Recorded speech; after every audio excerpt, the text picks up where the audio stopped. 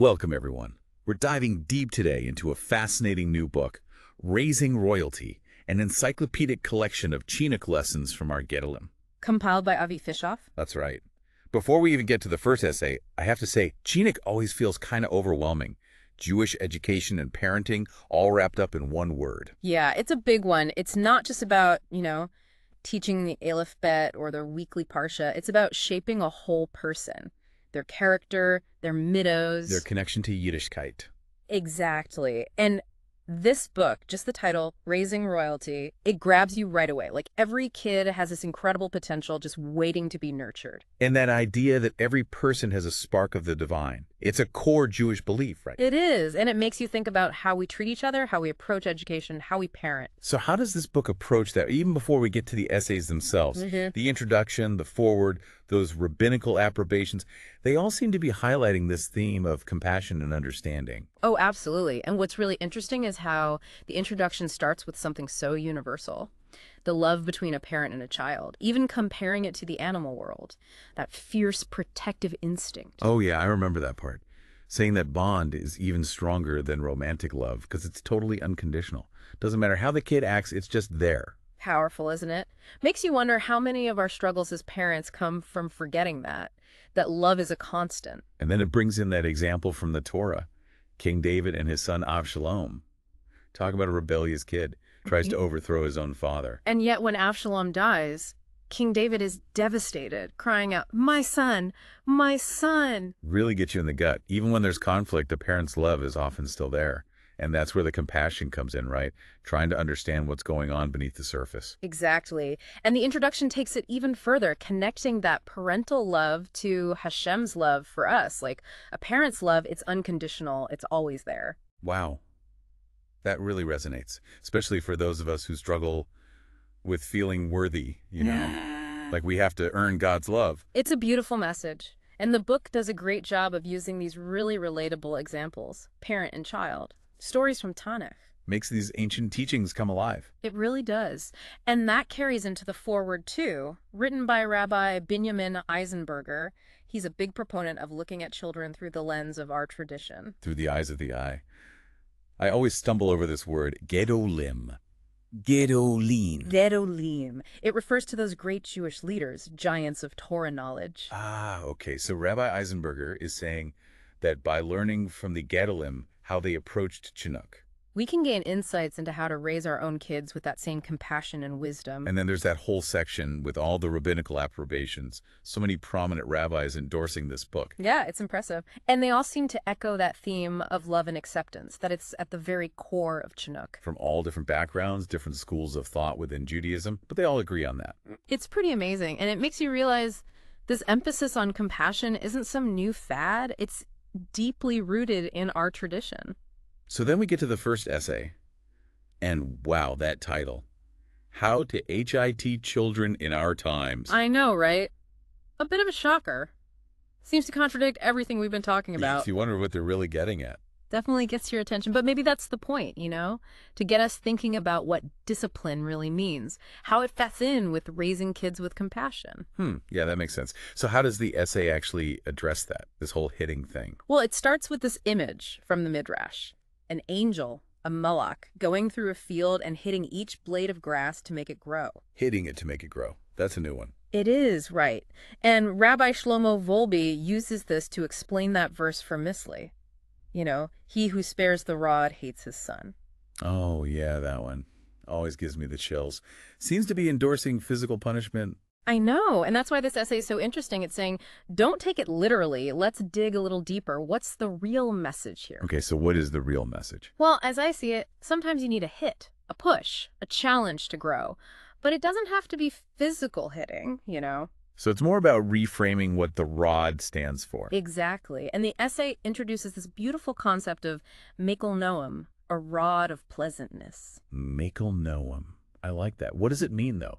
Think of things like encouragement, rewards, setting high expectations, even just gentle guidance. It's recognizing that growth often comes from being challenged, but those challenges can be given with love and support. Like a gardener pruning a plant.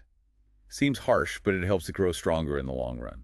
Perfect analogy. And then the essay brings in Rav Chaim Volozhiner. Founder of the Volozhin Yeshiva. Right? Yeah, a giant in the world of Torah learning. And what does he say about this whole Makel Noam? Well, he compares it to a cane that an oldie person might use for support. He's saying physical punishment might get you temporary obedience, but it doesn't build that inner desire. You know, like you can force a kid to do something out of fear, but did you really teach them why it matters, why they should want to do it themselves? Big difference there. Yeah. Between doing something because you're afraid of the consequences versus doing it because you really believe in it. Right. That's what this Makel Noam is all about, nurturing that inner drive, that sense of ownership over their actions. So how do we actually put this into practice? I mean, it's great in theory, but does the essay give any examples of what this gentler approach looks like? It does. One of my favorites is about Reb Ari Levine, this rabbi known for his incredible kindness.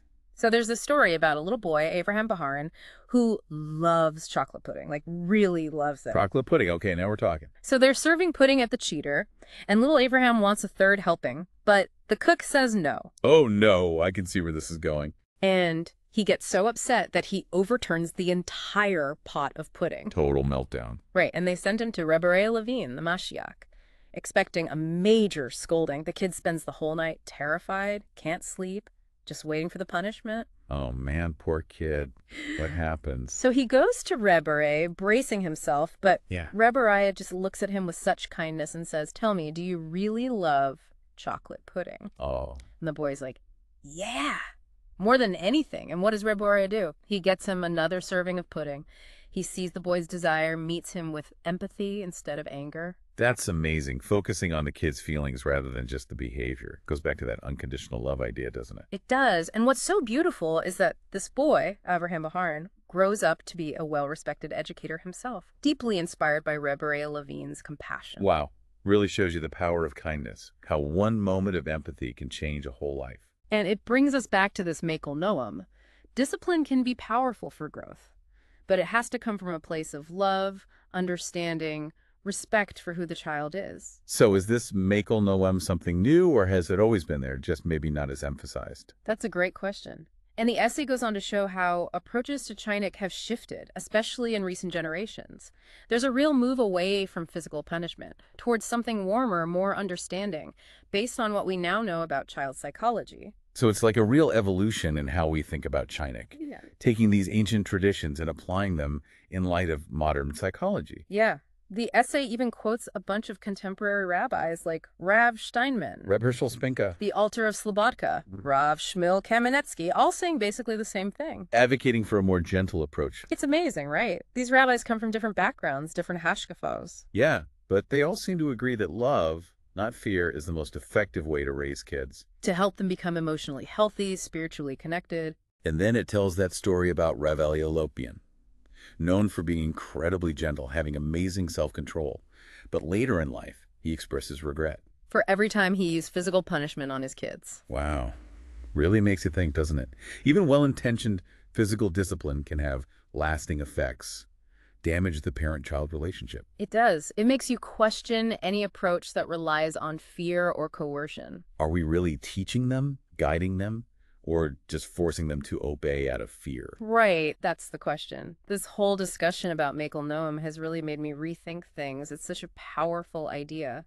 Seeing challenges as opportunities for growth for both the child and the parent. Yeah, it's a good reminder that CHINUCH isn't a one-time thing, it's a journey. Constantly learning, adapting, trying to create that loving, supportive environment where kids can thrive. So for our listeners, what's the key takeaway from this essay? I think the biggest thing is this Makel Noam. Discipline is important, but it has to come from a place of love, understanding, respect for the child as an individual. Nurturing that royalty within. Exactly. And it challenges us to really examine ourselves as parents and educators. Are we reacting out of frustration? Or are we coming from a place of empathy, truly wanting to help our children become the best versions of themselves? That's a powerful thought. This has been such an insightful dive into this new book. My pleasure. Excited to see what we uncover as we keep exploring Raising Royalty. And to everyone listening, we highly recommend picking up a copy. Join us on this journey as we learn and grow together.